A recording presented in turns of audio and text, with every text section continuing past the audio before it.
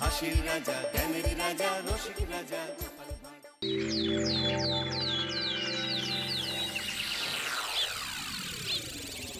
উফ, এইবার এমন একটা দাও মারবো না যে কৃষ্ণচন্দ্র কেঁদে কুল পাবে না। কিন্তু সেটা একমাত্র সফল হবে যদি কৃষ্ণনগরের মন্ত্রী আমাদের পাশে থাকে। আরে ও তো মোহর ছাড়া আর কিছুই চেনে না। ওকে খবর দিয়েছি এক্ষুনি এলো বলে। রাজামশাই, কৃষ্ণনগরের মন্ত্রী এসেছেন। ওকে ভেতরে পাঠিয়ে দাও। প্রণাম খাম্বাজরাজ। এ কি রানীমা, আপনি? আমি তোমাদের কৃষ্ণনগরের রানী নই। আমার নাম ললনা। আমি হরেক রকমের গলায় কথা বলতে পারি। এটা আমার আসল গলা। ওরে বাবা রে বাবা রে বাবা, আপনি তো প্রতিভার জলজ্যান্ত রূপ। একে আপনি কোথা থেকে পেলেন খাম্বাজরাজ? বেশ কিছুদিন আগে একটা যাত্রা দেখতে গিয়ে ললনার সাথে পরিচয় হয়।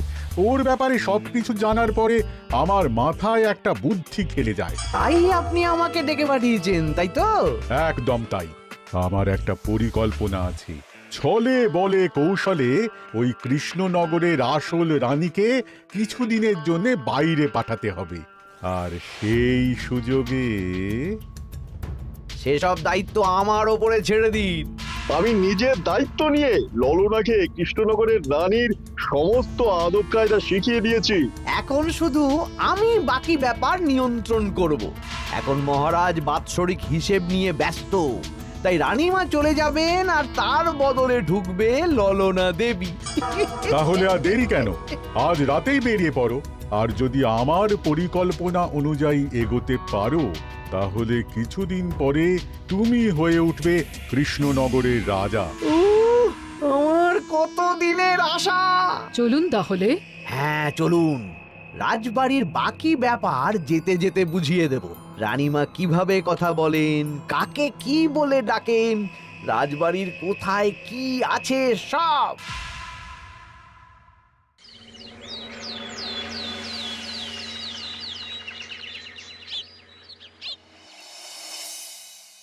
কি গো গিন্নি, জ্বরটা নেমেছে? এই জ্বরটা কমেছে, কিন্তু শরীরটা খুব দুর্বল গো। তুমি পারলে ভাতটা রান্না করে রাজবাড়ি যাও। আমি বেলার দিকে এই কিছু একটা তরকারি করব। না না গিন্নি, তোমাকে এই শরীরে রান্না করতে হবে না।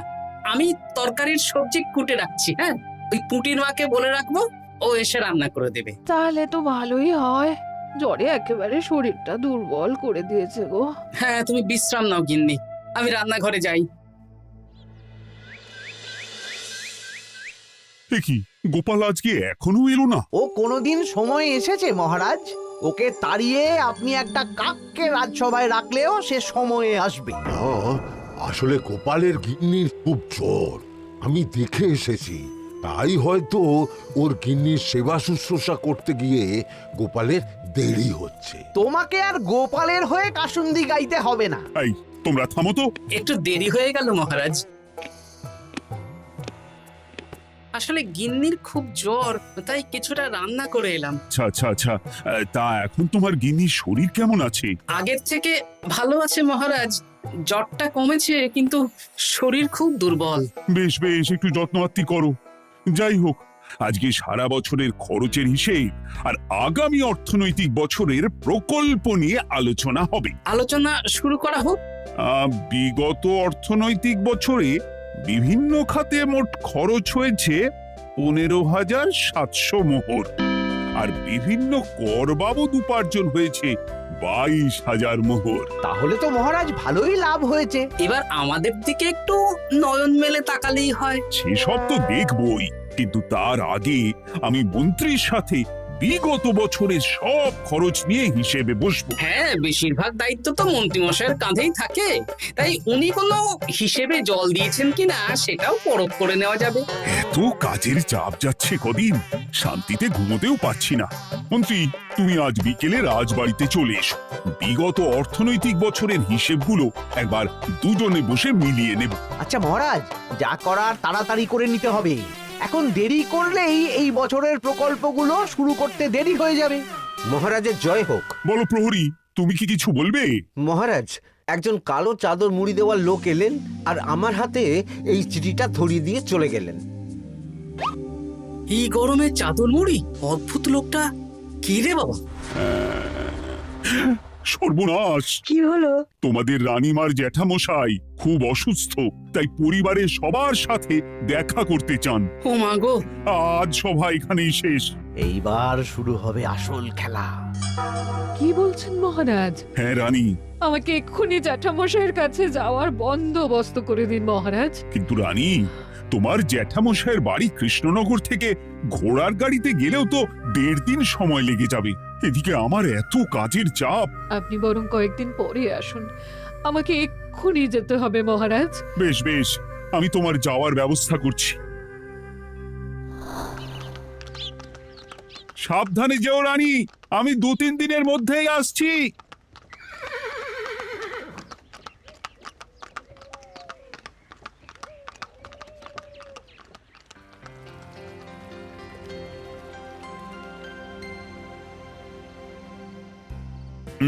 মন্ত্রী, বিগত অর্থনৈতিক বছরে আমাদের পাঠশালার উন্নতির জন্য কত খরচ করা হয়েছিল একটু দেখো তো। সব মিলিয়ে মোট 150 মোহর মহারাজ। কিন্তু আমার এখানে তো 170 মোহর দেখাচ্ছে। 170 মোহর? তা কি করে হয়? একই রানীমা, আপনি ঘোড়ার গাড়ি করে গেলেন আর হেঁটে চলে এলেন? সে আমার ব্যক্তিগত ব্যাপার, তুমি তোমার কাজ করো।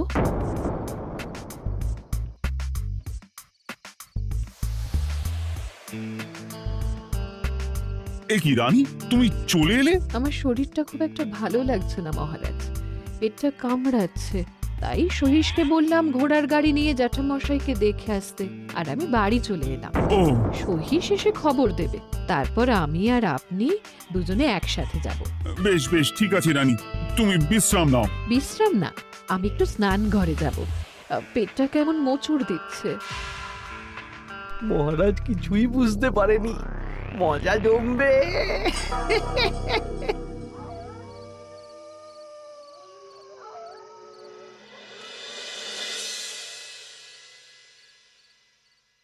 এ কি রানী, তুমি তোমার সব গয়না গাটি বের করছো কেন? আমার আর এই পুরনো নকশার গয়না পছন্দ নয় মহারাজ, ভাবছি কালকে সকালবেলা এই গয়নাগুলো শ্যাকরাকে দিয়ে শহুরে নকশায় নতুন গয়না বানাবো। কিন্তু এগুলো তো তোমার সবই পছন্দের গয়না। কিন্তু মহারাজ আমি ভেবে দেখলাম এই গয়নাগুলো সবই বড্ড ভারী গয়না, আমি শহুরে আধুনিক নকশার হালকা গয়না পরবো। এমনিতে জ্যাঠামশাইয়ের শরীরটা ভালো নেই, মনটাও ভালো নেই, ও, পেটটা কেমন মোচড় দিচ্ছে, আমি আরেকবার স্নান ঘরে যাব।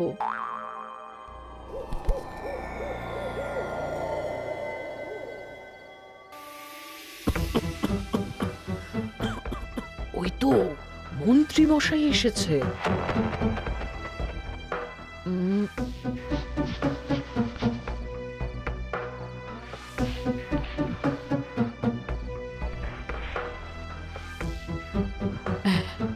এই রাজ্যে গোপাল আমার শত্রু, কালকে থেকে গোপালকে খাটাবে।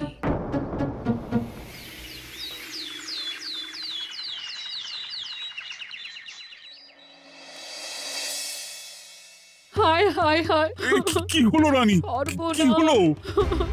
গতকাল রাতে আমার সমস্ত গয়না চুরি হয়ে গেছে। হ্যাঁ? বলো কি প্রহরী? বলুন মহারাজ। গতকাল রাতে রানীর সব গয়না চুরি হয়ে গেছে। তুমি আরেকজনকে নিয়ে এক্ষুনি খোঁজ করা শুরু করো। যথাজ্ঞা মহারাজ।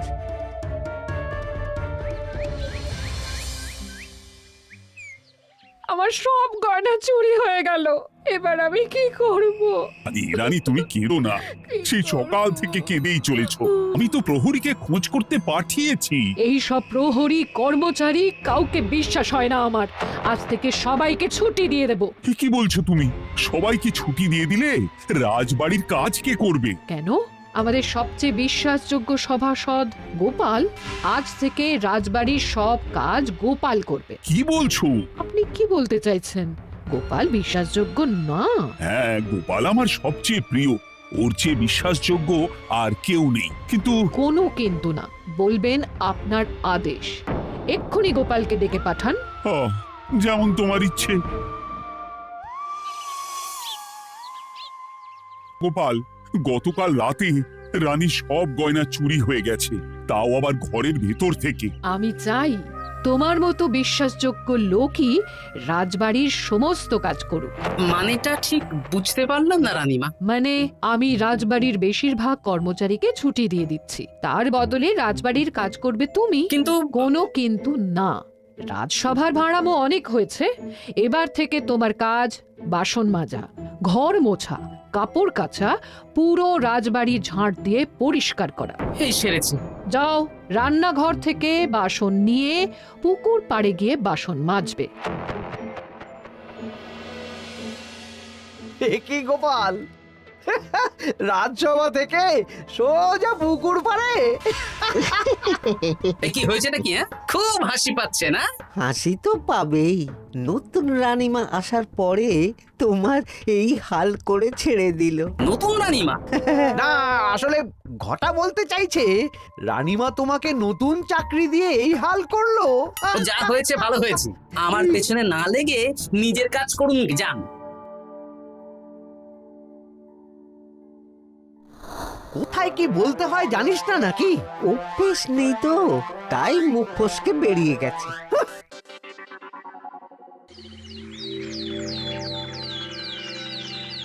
রাজ্যে চোরের উপদ্রব বেড়ে গেছে, তাই আমরা কিভাবে চোরের উপদ্রব কমানো যায় সেই নিয়ে আজকে একটা আলোচনা করব। কিন্তু মহারাজ, রাজসভায় এখনো তো সবাই আসেনি। এই তো এসে গেছি। ওই রাজবাড়ির জামা কাপড় কাচ্ছিলাম। এ কি, গোপাল এখন রাজবাড়ির জামা কাপড় কাচে? হ্যাঁ, সেসব করতে গিয়ে আমার নিজের জামা কাপড়ই ভিজে গেল, তাই বদলে এলাম। মহারাজ, রানীমা ঘোড়ার গাড়ি করে এসেছেন। মানেটা কি?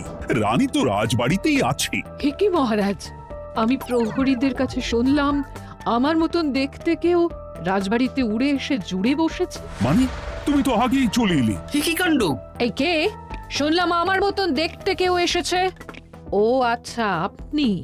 তা কি চাই আপনার?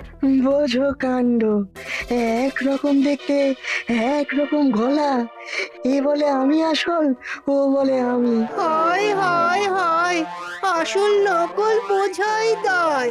একটা নয়, দুটো রানী। আমার জ্যাঠামশাই একদম সুস্থ। এই মহিলা নিশ্চয়ই ভুয়ো চিঠি দিয়ে নিজের রাজবাড়িতে ঢোকার সুযোগ খুঁজছিল। একদম বাজে কথা বলবেন না। আপনি কে সত্যি করে বলুন। সমস্যা সমস্যা, ঘোর সমস্যা। আমার কোনো পাণ্ডিত্য দিয়ে বুঝতে পারছি না কে আসল আর কে নকল। আমি আসল, বিশ্বাস করুন। আমি তো এই মাত্র এলাম। না, আপনি নকল, আমি আসল। কিভাবে বুঝবো? আমি বলবো মহারাজ, এই যে এই রানী আসল। হ্যাঁ, কিন্তু মন্ত্রীমশাই, আপনি কি করে বুঝলেন? না মানে এই রানীমা তোমার উপরে এত ভরসা করে রাজবাড়ির কাজ করাচ্ছেন, কাউকে বিশ্বাস করেননি, একমাত্র তোমাকে বিশ্বাস করেছেন। এত ভালোবাসা, এত বিশ্বাস কার থাকতে পারে বলো? মানে গোপাল, তুমি রাজবাড়ির কি কাজ করছো? বাসন মাজা, ঘর মোছা, বাগান পরিষ্কার, অনেক কাজ করছি রানীমা। আপনার সব গয়না চুরি হয়ে গেল, তাই কাউকে বিশ্বাস করা যাবে না বলে ওই রানীমা আমাকে কাজে রাখলেন। এই ওই বন্ধ করে একটা উপায় বের করো। বেশ বেশ, আমি ধরে নিচ্ছি দুজনেই আসল। তাই আপনাদের দুজনকে আমি পরীক্ষা নেব, দেখব কে উত্তীর্ণ হন। তাই নাও। আপনারা দুজনেই তো সেনাপতিকে চেনেন, বলুন তো সেনাপতির আসল নাম কি? সনাতন সেন। আচ্ছা, আপনাদের বাপের বাড়ি কোথায়? বিজয়গড়। দূর গড়গড় করে সবই বলে দিচ্ছে। এভাবে হবে না, অন্য কোনো উপায় ভাবো। বেশ, সেনাপতি তলোয়ার দাও তো। দিচ্ছি। এই নিন, এই তলোয়ার দিয়ে মহারাজকে মেরে ফেলুন। আপনাদের মধ্যে কে মারতে চান বলুন। এসব তুমি কি বলছো গোপাল? মহারাজ আমার পতি পরমেশ্বর, ওনাকে আমি মারতে পারি? আমি স্বপ্নেও ভাবতে পারিনি গোপাল তুমি এই জঘন্য কাজ আমাকে করতে বলবে। আমি নিজের প্রাণের আহুতি দিতে পারি, কিন্তু মহারাজের গায়ে একটা আঁচড়ও দিতে পারবো না। উফ, খাম্বাজরাজ বেছে বেছে এক ধুরন্ধর নারীকে পাঠিয়েছেন, কোনো জবাব নেই। আমি বুঝতে পারছি না মহারাজ, এনাদের হাবভাব, কথাবার্তা, রূপ সবই একরকম। তবে যিনি ঘোড়ার গাড়ি চেপে এখন ফিরলেন, তিনি আসল হলেও হতে পারেন। আমি আসল, বিশ্বাস করুন। বললেই হলো? আসল হলে প্রমাণ করুন। বেশ, আজকে আর মাথায় কিছু আসছে না। আমি কাল আসব। ততক্ষণ আপনারা দুজনে রাজবাড়ির দুটো ঘরে থাকুন। কি ছকমারিতে পড়লাম রে বাবা।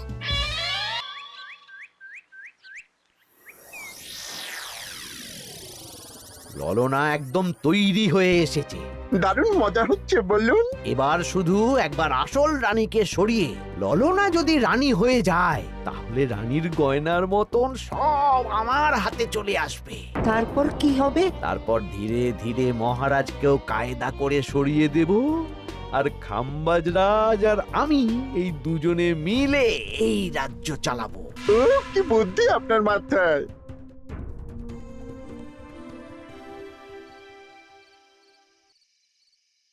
বলছি শোনো না, আমার শাড়িটা একটু ছিঁড়ে গেছে গো।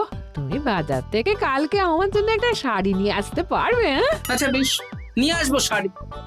শাড়ি শাড়ি শাড়ি, এই তো মাথায় বুদ্ধি এসেছে। কাল নয়, আজকেই। গোপাল, তুমি কিছু ভাবতে পারলে? মহারাজ, আপনার দুই রানীকে ডাকুন। আমার তো একটাই রানী। ওই হলো মহারাজ, আসল নকল দুজনকেই ডাকুন। কই গো, একটু বাইরে এসো। বলুন মহারাজ, আপনি যাচ্ছেন? আচ্ছা, আমি দুটো শাড়ি নিয়ে এসেছি, লাল শাড়ি আর নীল শাড়ি। এই দুটোই মন্ত্রপুত শাড়ি, এক সিদ্ধ পুরুষ দিয়েছেন। কে তিনি? না, সেসব এখন বলা যাবে না, তবে এই শাড়ি দুটো একটা একটা করে ওনাদের দিয়ে দিন। এবার আমি এই শাড়ির বিশেষত্ব বলি। হ্যাঁ বলো গোপাল, বলো। আপনারা দুজনেই আজ রাতে এই শাড়িটা পরবেন, সারা রাত পরে থাকবেন। এই শাড়িগুলো 12 হাত মাপের শাড়ি। আগামীকাল সূর্যোদয় হওয়ার পরে যার শাড়ি 4 হাত কমবে সেই হবে আসল রানী। আচ্ছা বেশ, তাহলে তোমরা দুজনেই এই শাড়ি পরে থাক। কাল সকাল সকাল রাজসভা বসবে, তখন তোমাদের শাড়ি গোপালের কাছে জমা দিও। আচ্ছা। আমি যে নকল সেটা বুঝতে দেওয়া যাবে না। কি করে এই শাড়িটা 4 হাত কেটে ফেলে ওই তো ফল কাটার ছড়ি কেটে ফেলো। কালকে আবার মজা হবে।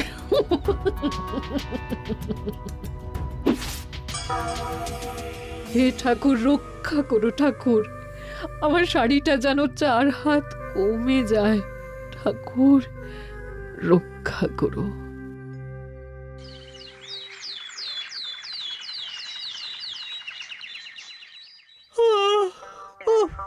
এত সকাল সকাল রাজসভা, দূর, ভালো করে ঘুমটাও হলো না। আমি তো ঘুমোইনি, চিন্তায় ঘুমই আসেনি।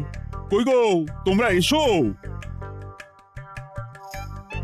এই নিন আমার শাড়ি, এবার মেপে দেখুন, এটা 4 হাত কমে গেছে। এই দেখুন মহারাজ, বিশ্বাস করুন আমি আসল, কিন্তু এই শাড়িটা সারা রাত পরে থাকা সত্ত্বেও 4 হাত তো দূর, 4 আঙুলও কমেনি। লাল শাড়িটাই ছোট মনে হচ্ছে। তাহলে তুমি আসল? উফ, বাবা, বাঁচা গেল। আয়, কে আছো?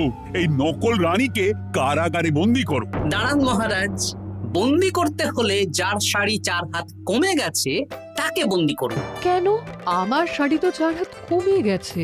শর্ত অনুযায়ী যে আসল তার শাড়ি তো 4 হাত কমবে না, আপনি ধরা পড়ে গেছেন নতুন রানীমা। এগুলো কোনো মন্ত্রপুত শাড়ি নয়, এগুলো আমার পরিকল্পনার প্যাচ। আপনি নিশ্চয়ই নিজেকে আসল প্রমাণ করার জন্য শাড়িটা কেটেছেন। না মানে, না না না, তাহলে কমলো কি করে? না মানে হয়ে গেল। সত্যি গোপাল, তোমার বুদ্ধির জবাব নেই। গোপাল, তুমি আমাকে বাঁচালে। এই যে নতুন রানীমা, চুপ করে কেন?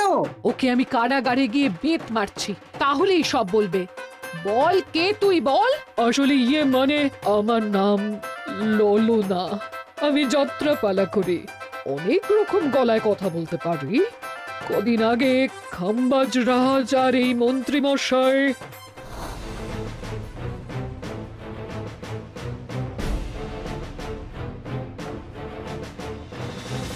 বাহ বাহ বাহ বাহ বাহ, এ তো দেখছি ললনার ছলনা। তার মানে রানীমার গয়না? ওগুলো তো সব মন্ত্রীকে দিয়েছি, জানলা দিয়ে কাপড়ে পেঁচিয়ে নামিয়ে দিয়েছি। মন্ত্রী, তোমাকে আমি শুলে চড়াবো। ভুল হয়ে গেছে মহারাজ, আমাকে ক্ষমা করুন। প্রাণে মারবেন না, সব গয়না ফেরত দিয়ে দেবো মহারাজ। তুমি শত্রু রাজ্যের প্ররোচনায় এত বড় ক্ষতি করতে চেয়েছিলে? ক্ষমা করুন মহারাজ, ক্ষমা করুন। সেনাপতি, মন্ত্রীকে 1000 বার বেত্রাঘাত করো। আর এই ললনার কি হবে? আমি অনেক দিন ধরে বাড়িতে একটা কাজ করার লোক খুঁজছি, ওনাকেই পাঠিয়ে দিন। আমার গিন্নি শুয়ে বসে থাকবে আর উনি খাটবেন। নয়, হ্যাঁ, ললনার ছলনা ভেস্তে গেল।